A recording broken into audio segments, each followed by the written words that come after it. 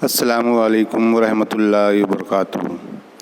عزیز طلباء و طالبات، اس اردو آن لائن تدریس میں آپ تمام کو خوش آمدید۔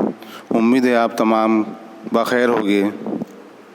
آج ہم آپ کی درسی کتاب کا سبق نمبر 6 جس کا عنوان ہے قرطبہ، اس کا حصہ اول کا مطالعہ شروع کرنے جا رہے ہیں۔ تو آئیے پہلے مصنف کا تعارف دیکھ لیتے ہیں۔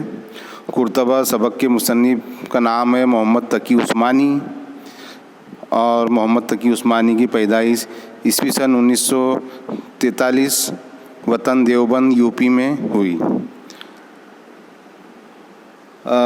محمد تقی عثمانی ایک مولانا ہے، ایک مفتی ہے، اور انہوں نے اسلام کے متعلق بہت اچھے جو سفر انہوں نے کیے اسلامی ملکوں کے، اس کو ایک کتاب کی تحریر میں شکل دی ہے، اور اس کا کتاب کا نام ہے جہاں دیدہ۔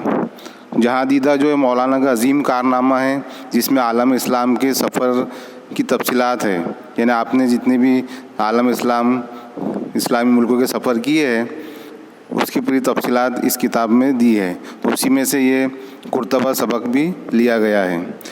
تو آئیے ہم سبق کا آغاز کرتے ہیں۔ حصہ اول قرطبہ سبق نمبر 6۔ قرطبہ ایک شہر کا نام ہے، اور اس شہر میں قرطبہ نام کی ایک مسجد بھی ہے، جو اندلس شہر جو پہلے ابھی جو اسپین کے نام سے جانا جاتا ہے، پہلے اس کا پرانا نام اندلس ہے ایک ملکوں کا۔ وہاں پر ایک قرطبہ نام کا شہر ہے، اور وہ وہاں پر ایک مسجد بنی ہے، اس کا نام بھی قرطبہ ہے۔ وہ مسجد ابھی بھی ہے، لیکن اب یہ اسپین جو ہے وہ یہودیوں کے انگریزوں کے قبضے میں ہے، تو انہوں نے اسے چرچ بنا لیا ہے۔ تو آئیے ہم دیکھتے ہیں کہ قرطبہ اندلس کے قدیم شہروں میں سے ہے۔ دوسری صدی قبل مسیح علیہ السلام کی تاریخ میں بھی اس کا ذکر ایک رستے بستے شہر کی حیثیت سے ملتا ہے، اور اس وقت اسے کورڈوبا کہا جاتا تھا۔ جب پہلی صدی ہجری میں مسلمانوں نے اندلس فتح کیا تو یہاں قوتیوں کی حکومت تھی۔ طارق بن زیاد نے ہجری سن 92 اور عیسوی سن 721 میں اسے فتح کیا۔ مسلمان فوجوں نے اہل شہر کے ساتھ بڑی فراخ دلی اور رعایت کا معاملہ کیا۔ مسلمانوں نے اندلس فتح کرنے کے بعد شروع میں اشبیلیہ کو اپنا پائے تخت بنایا تھا، لیکن سلیمان بن عبد الملک کے دور میں والی اندلس سمح بن مالک خولانی نے دارالحکومت اشبیلیہ سے قرطبہ منتقل کر لیا، اور اس کے بعد یہ صدیوں تک اندلس کا دارالخلافہ بنا رہا۔ ہجری سن 138 میں جب عبد الرحمن الداخل نے یہاں اموی سلطنت قائم کی تو اس کے بعد سے اہل شہر کو زبردست ترقی ہوئی۔ تو قرطبہ جو ہے وہ اندلس جو ابھی کا اسپین ہے، پہلے اس کو اندلس کے نام سے جانا جاتا تھا، تو وہ وہاں کا ایک قدیم شہر ہے قرطبہ، جو دوسری صدی قبل مسیح السلام کی تاریخ میں بھی اس کا ذکر ایک رستے بستے نے بسے ہوئے شہر کی حیثیت سے ملتا ہے، اور اس وقت اسے کورڈوبا کہا جاتا تھا۔ جب پہلی صدی ہجری میں مسلمانوں نے اندلس فتح کیا، اندلس پر فتح پائی، تو اس سے پہلے وہاں ایک قوم تھی، ایک قوتیوں کی حکومت تھی، تو طارق بن زیاد نے اس کو فتح کیا ہجری سن 92 اور عیسوی سن 721، یعنی کہ ابھی 2020 چل رہا، تقریباً 1300 سال پہلے طارق بن زیاد نے اندلس کو فتح کیا تھا۔ اور جب فتح انہوں نے کیا تو مسلمان فوجوں نے وہاں کے جو رہنے والے تھے، وہاں کے جو شہری تھے، ان سے فراخ دلی اور نرمی سے پیش آئے، ان پر کوئی ظلم نہیں کیا، ان کو رعایت دی، ان کو چھوٹ دی، اور ان سے کوئی زور زبردستی نہیں کی فتح پانے کے بعد، ہے نا۔ اور مسلمانوں نے اندلس فتح کرنے کے بعد شروع میں جو اشبیلیہ ایک شہر ہے اس کو اپنا پائے تخت بنایا تھا۔ پائے تخت یعنی کہ دارالحکومت، جسے ہم کیپٹل کہتے ہیں، راجدھانی، پہلے اشبیلیہ کو بنایا تھا، لیکن سلمان بن عبد الملک کے دور میں والی اندلس سمح بن مالک خولانی نے دارالحکومت اشبیلیہ سے قرطبہ منتقل کر لیا۔ بعد میں پھر وہ اشبیلیہ سے कुर्तबा में मुंतकिल हो गया, यानी वो उसकी राजधानी हो गई। और उसके बाद ये सदियों तक अंदलिस का दारुल खिलाफा बना रहा। कुर्तबा जो था वो सदियों तक उसका कैपिटल, अंदलिस मुल्क का कैपिटल बना रहा। और ईस्वी सन 138 हिजरी में अब्दुल रहमानुल दाखिल ने यहाँ उम्मी सल्तनत कायम की। तो उसके बाद से अहले शहर को ज़बरदस्त तरक्की हुई, यानी कुर्तबा को अब्दुल रहमानुल दाखिल के दौर में बहुत अच्छी तरक्की हासिल हुई। उमवी ख़ानदान ने कुर्तबा पर 3 सदी से ज़ायद हुकूमत की। उसके बाद यके बाद दिगर यहाँ बनी हमूद, बनी जमहूर और बनी अबाद, मुराबतीन और मोहद्दीन की हुकूमतें कायम होती रही, यहाँ तक कि हिजरी सन 634 में कस्तला का ईसाई बादशाह फर्डिनंड इस पर काबिज़ हो गया। इस तरह इस शहर पर मुसलमानों की हुकूमत 534 साल कायम रही। यानी उम्मी जो बादशाह अब्दुल रहमानुल दाखिल ने जो उम्मी सल्तनत कायम की बुनियाद रखी थी, तो वो तकरीबन 3 सदी से ज़ायद हुकूमत की, यानी 300 साल तक अब्दुल रहमान दाखिल ने हुकूमत की। उसके बाद 1 साल बनी हमूद, फिर बनी जमहूर और बनी आबाद और मुराबतीन और मोहद्दीन की हुकूमतें कायम होती रही, यानी सब मुसलमान ही थे। तो इन्होंने उसके वो 300 साल अब्दुल रहमानुल दाखिल ने हुकूमत की, यानी उसके जो उसने उम्मी सल्तनत कायम की थी, तो सल्तनत चली। उसके बाद हमूद, जमहूर और ये लोगों ने 200-300 साल इन्होंने हुकूमत की। तो इस तरह मुसलमानों ने वहाँ पर 634 साल तक वहाँ उनकी हुकूमत कायम रही। और उसके बाद फिर एक ईसाई बादशाह फर्डी उस पर काबिज़ हो गया, उसने उस पर फतेह पाली, कब्ज़ा कर लिया। इस तरह इस शहर पर मुसलमानों की हुकूमत तकरीबन 534 साल कायम रही, है ना। मुसलमानों के दौर में कुर्तबा दुनिया के मुतमद्दन तरीन शहरों में शुमार होता था। ये शहर 21 बड़े बड़े महलों पर मुश्तमल था। खलीफा शामुल मुईद के ज़माने हिजरी सन 366 और हिजरी सन 399 में शहर का सर्वे किया गया, तो शहर के मकानों की तादाद 2.5 लाख से मुतजाविज़ थी, यानी उससे भी ज़्यादा थी।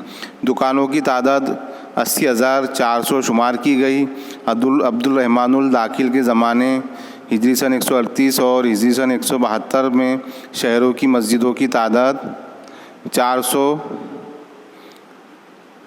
490 थी और बाद में 1600 मसाजिद का जिक्र तवारीख में मिलता है। तो मुसलमानों के दौर में जो कुर्तबा शहर था वो दुनिया के मुतमद्दन तरीन शहरों में शुमार होता था, तरक्की पसंद शहरों में इसका शुमार होता था। और बहुत ही आलीशान और बहुत ही वसी ये शहर था। वहाँ पर बड़े बड़े शहर के अंदर, कुर्तबा शहर में बड़े बड़े 21 महल मौजूद थे।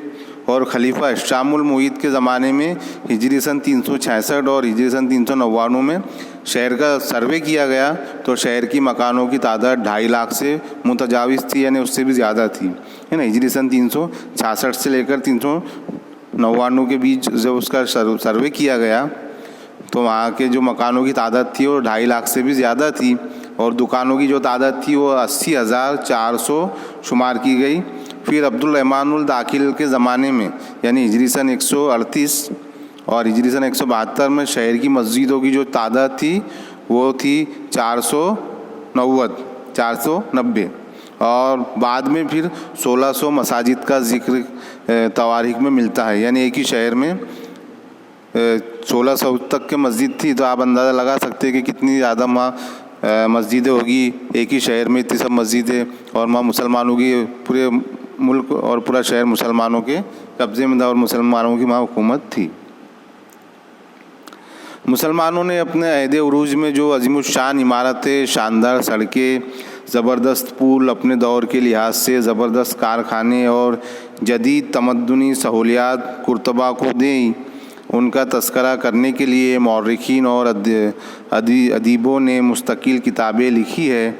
और अंदलिस के मशहूर मौर्रिख मकरी ने नफ़ुल तैब की एक पूरी जिल्द कुर्तबाही के तस्करे के लिए वक्फ की है।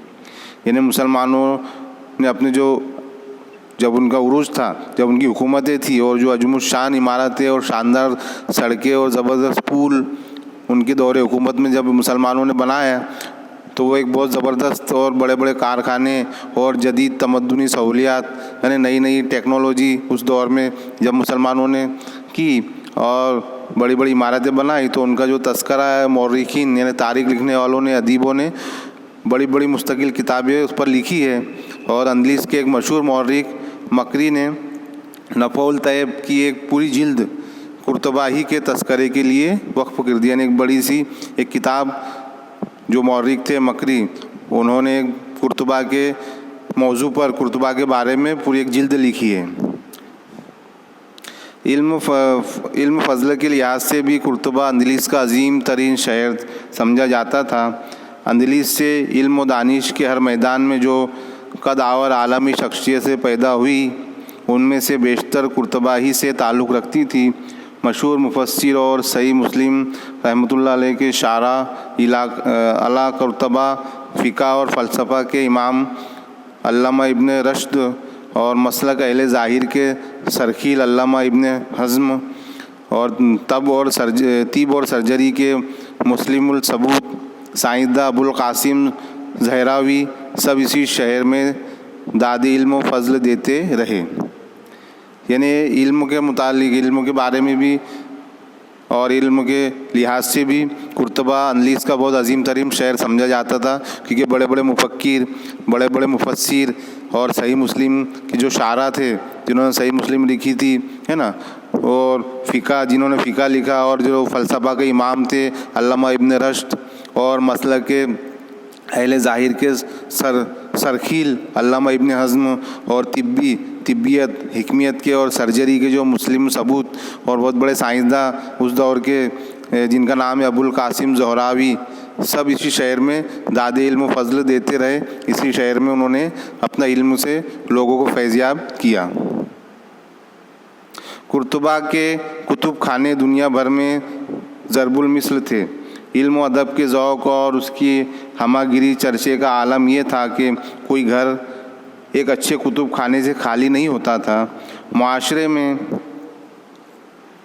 سب سے بڑی قابل ذکر بات یہ سمجھی جاتی تھی کہ فلاں شخص کے پاس فلاں کتاب کا ایک ایسا نادر نسخہ ہے جو کسی اور کے پاس نہیں ہے۔ جو لوگ طبی اور طور پر کتابوں کا ذوق نہ رکھتے ہو، الماریاں رکھتے طبی کے طور پر کتابوں کا ذوق نہ رکھتے ہو، انہیں معاشرے میں اچھی نظر سے نہیں دیکھا جاتا تھا۔ چنانچہ بہت سے لوگ محض فیشن کے طور پر اپنے گھروں پر کتابوں کی الماریاں رکھتے اور انہیں مختلف علوم و فنون کی کتابوں سے سجاتے تھے۔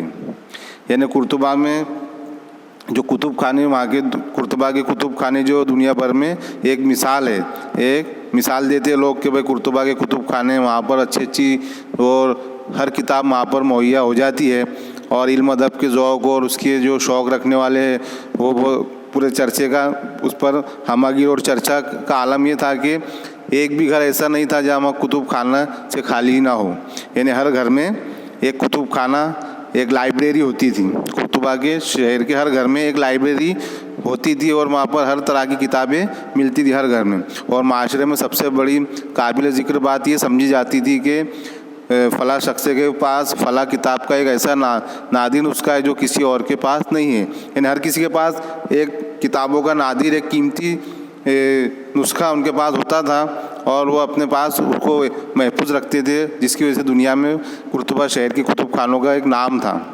اور طبعی یعنی کہ ذاتی طور پر بھی کتابوں کا ذوق نہیں رکھتے تھے، وہ بھی معاشرے میں اچھی نظر سے نہیں، انہیں معاشرے میں اچھی نظر سے نہیں دیکھا جاتا تھا، اس لیے وہ بھی کیا کرتے تھے کہ وہ بھی فیشن کے طور پر اپنے گھروں میں کتابوں کی الماریاں رکھتے تھے اور انہیں مختلف علوم و فنون کی کتابیں سے سجاتے تھے۔